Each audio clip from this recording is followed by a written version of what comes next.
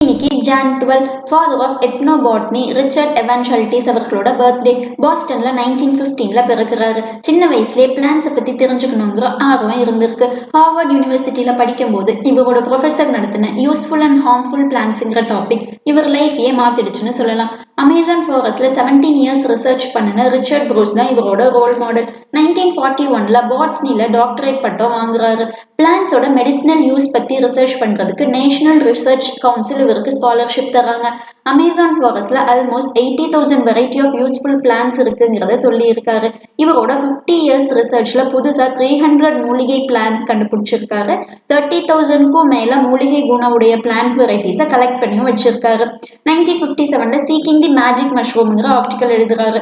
இவரோட ஃபேமஸ் புக்ஸ்ன்னு பார்த்துட்டா the plant of the god, hallucinogenic plants and healing forest. 1970ல ஹார்வர்ட் யூனிவர்சிட்டியில பயாலஜி ப்ரொஃபஸரா அப்பாயிண்ட் பண்ணப்படுறாரு. இவரோட எக்ஸ்பீரியன்ஸ் ஷேர் பண்ற விதமே ஸ்டூடெண்ட்ஸ்க்கு ரொம்ப இன்ட்ரெஸ்டிங்கா இருக்கும்னு சொல்றாங்க. இவரோட அவார்ட்ஸ்ன்னு பார்த்துட்டா லினன் கோல்ட் மெடல், டைலர் பிரைஸ்னு நிறைய அவார்ட் வாங்கியிருக்காரு.